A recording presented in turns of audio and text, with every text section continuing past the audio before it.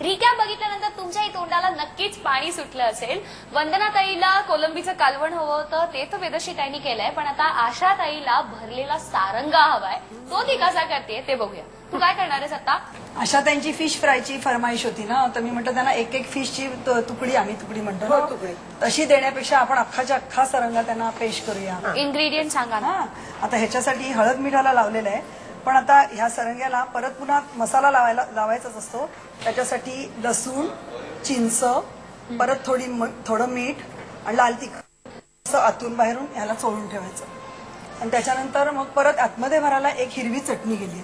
हिरव्या चटणीत मिरची, कोथिंबर, ह्याच्यात फक्त आम्ही आलं घालत नाही.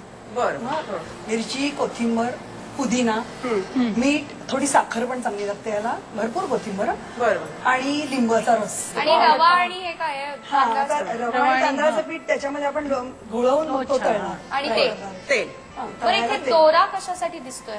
दोरा म्हणजे बरं झालं मेघना प्रश्न विचारलास. हा काय असतो माहितीये का, कधी कधी चटणी बाहेर येते, मग काय होतं, हे सगळं तेल खराब होतं आणि ते चटणी बाहेर येऊ नये यासाठी तो सरंगा दोऱ्याने बांधायचा. आता काय केलं, हे हळद मीठ लावलेलं आहे, पण आता आपण काय करूया, ह्याला बाहेरून परत चोळायला जर एक भांडं देतेच मला.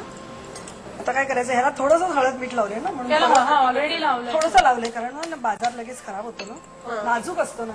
माशाला बाजार म्हणतात. तर त्याच्यात मी चिमटीवरच घालते, कारण घातलेली आहे हळद. हे सगळे प्रकार मच्छीचं म्हणजे झणझणीत असतात. हे तिखट म्हणजे तुम्ही ते धणे आणि सिकेपी तिखटच आम्ही सगळ्यांना, धणा बडीशोपचा. त्याच्यानंतर लसूण लागतो, कुठलीही सिकेबी जिन्नस म्हटली की त्याला लसूण हा पाहिजे. कांदा लसूण शिवाय होत नाही. कांदा म्हणजे नाही, कांदा आम्ही कोलंबीला घालतो फक्त, याला बाकीच्या नाही. आणि चिंचेचा कोळ. चिंचेचा कोळ पण फिशकरीला मला वाटतं कॉमन असतो ना. हो, आम्ही चिंचच वापरतो. आणि काय माहितीये, जर आता उन्हाळ्यात कैरी वगैरे पण छान लागते. म्हणजे कोलंबीचं कालवण आम्ही करतो ना, त्याला त्या दिवसाप्रमाणे नाही, कोकम नाही विशेष वापरत आम्ही. तर हे आता ह्या सगळं असं ह्याला आतून बाहेरून सोडून घ्यायचं.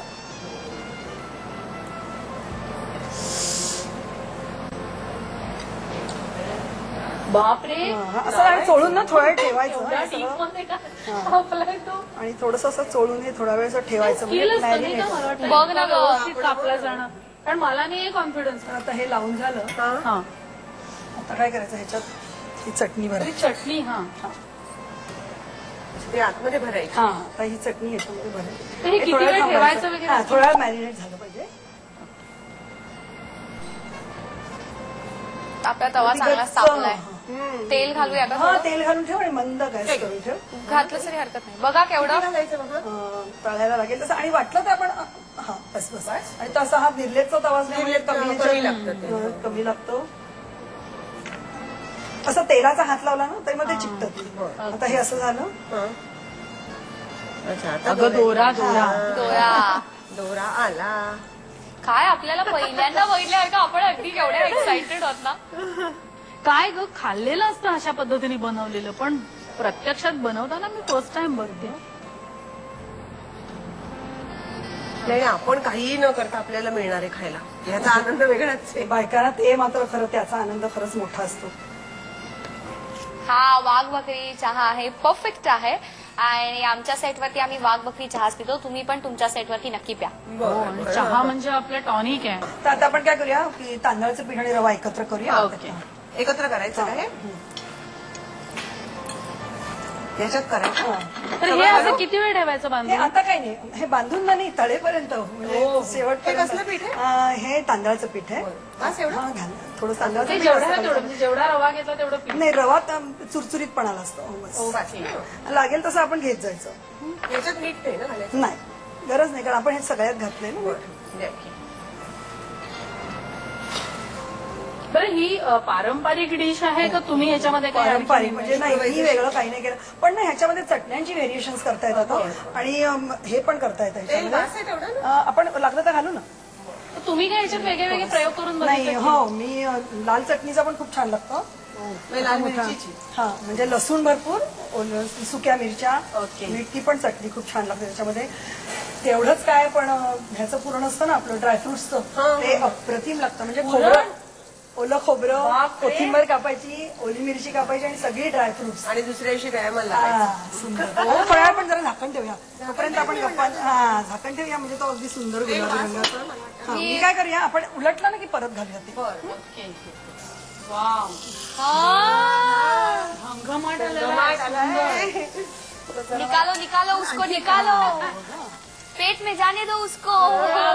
हे सगळं रव्यामुळे मस्त कुरकुरीत झाले. आता तुम्ही आनंदी झाला म्हणजे तुकडी नाही मग अख्खं मीठ आहे मला. तर आता आम्ही याचा फडशा पाडणार आहोत. तोपर्यंत तुम्ही एक रिकॅप बघा आणि घ्या छोटासा ब्रेक. आणि ब्रेक मध्ये आम्ही पिणार आहोत वाघ बकरी चाय, परफेक्ट रिश्ते बनाए.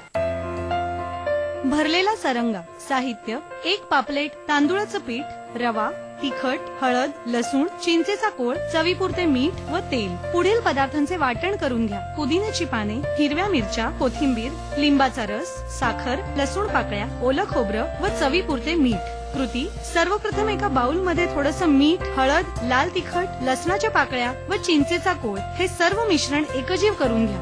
एकजीव केलेलं हे मिश्रण पापलेटला व्यवस्थित लावून घ्या. पापलेटमध्ये वाटण भरून तो धाग्याने व्यवस्थित बांधून घ्या. एका प्लेटमध्ये रवा आणि तांदूळाचं पीठ घेऊन पापलेट त्यामध्ये घोळवून घ्या.